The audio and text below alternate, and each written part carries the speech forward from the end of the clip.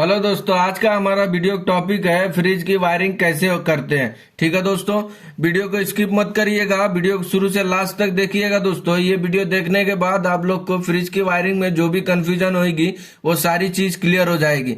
और दोस्तों अगर वीडियो अच्छी लगे तो लाइक करिएगा। ठीक है दोस्तों, तो चलिए वीडियो स्टार्ट करते हैं बिना किसी देरी के। हाँ तो दोस्तों सबसे पहले हम लोग जान लेते हैं कि जो फ्रिज में कौन कौन से कंपोनेंट लगे होते हैं और उस कंपोनेंट के क्या क्या फंक्शन होते हैं। सबसे पहले हम वो चीज क्लियर करते चलते हैं।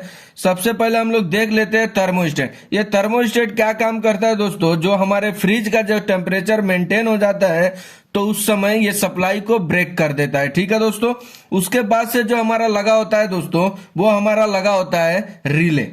ठीक है, और एक हमारा रहता है वो हमारा रहता है डोर स्विच। ठीक है दोस्तों, और एक हमारा रहता है वो हमारा होता है बल्ब।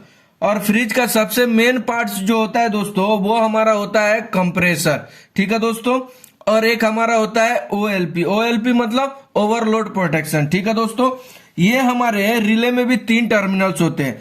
एक हमारा कॉमन होता है, एक हमारा स्टार्टिंग होता है और एक हमारा रनिंग होता है। कंप्रेसर में भी हमारे 3 टर्मिनल्स होते हैं फ्रेंड्स।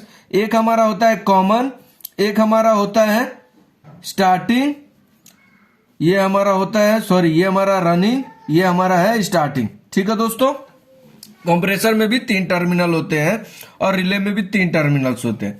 कंप्रेसर में कैसे हम लोग जानेंगे दोस्तों कि कौन सा हमारा टर्मिनल कॉमन है, कौन सा रनिंग है, कौन सा स्टार्टिंग है। तो देखिए दोस्तों, जो रनिंग की वाइंडिंग होती है वो हमेशा कम होती है कंपेयर टू स्टार्टिंग की वाइंडिंग से।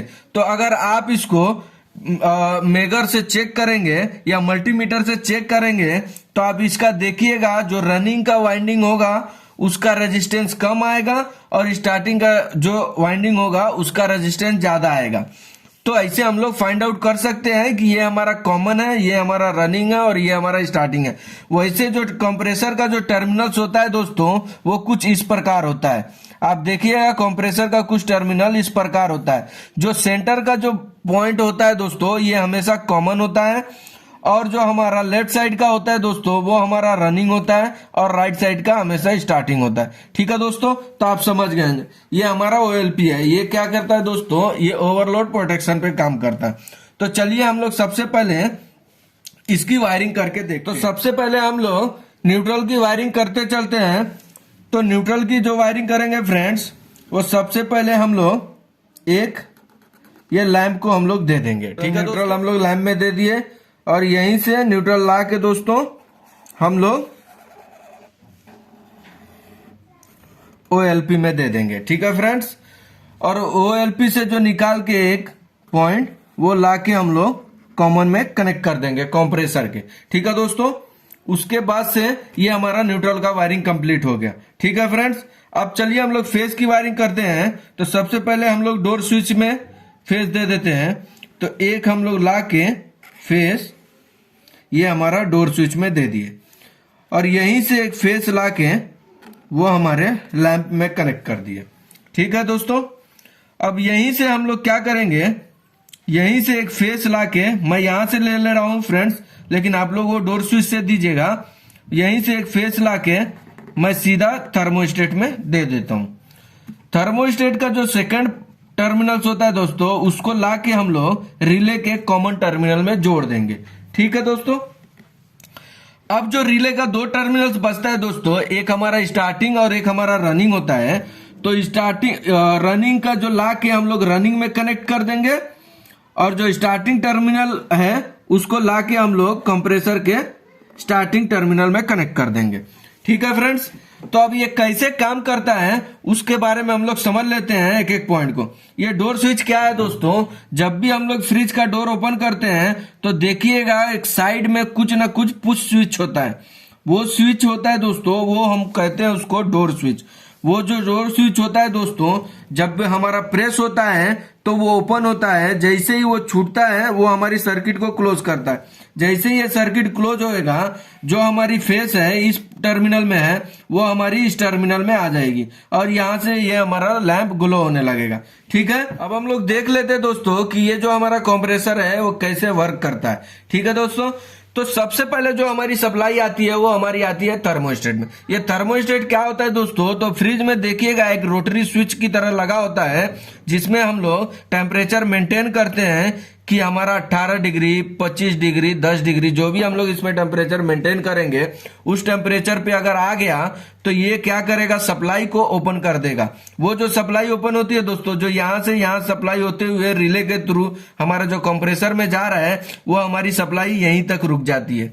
जैसे ही वो टेम्परेचर बढ़ने लगेगा तो वो क्या करेगा जो दोस्तों, ये हमारी जो थर्मोस्टेट है वो सप्लाई को क्लोज करेगी और वो हमारी सप्लाई रिले के थ्रू हमारे स्टार्टिंग और रनिंग टर्मिनल में आएगी।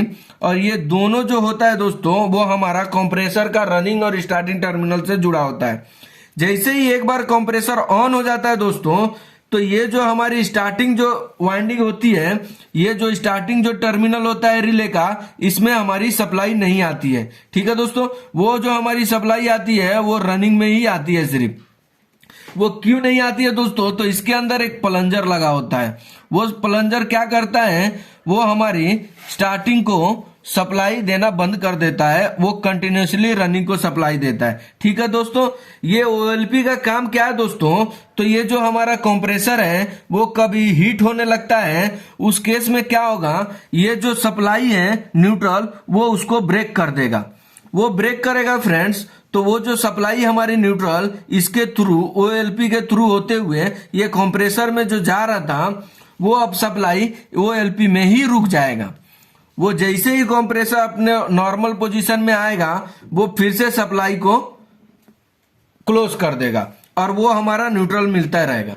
ठीक है दोस्तों, तो आप लोगों ने देख लिया ये जो हमारी फ्रिज की वायरिंग है वो किस प्रकार। ये दोस्तों जो हमारा अर्थिंग का टर्मिनल्स होता है उसको हम लोग ला के ये कंप्रेसर के बॉडी में हम लोग कनेक्ट कर देते हैं। ठीक है दोस्तों, तो देख लिए दोस्तों कि हमारी फ्रिज की वायरिंग कैसे होती है और कौन कौन से पार्ट्स हैं और उस पार्ट्स के क्या क्या फंक्शन होते हैं और कैसे ये हमारा कंप्रेसर वर्क करता है। ठीक है दोस्तों, तो आई होप कि आपको वीडियो अच्छी लगी हो। अच्छी लगी तो लाइक करें और चैनल पे नए हैं तो सब्सक्राइब करें। Thank you.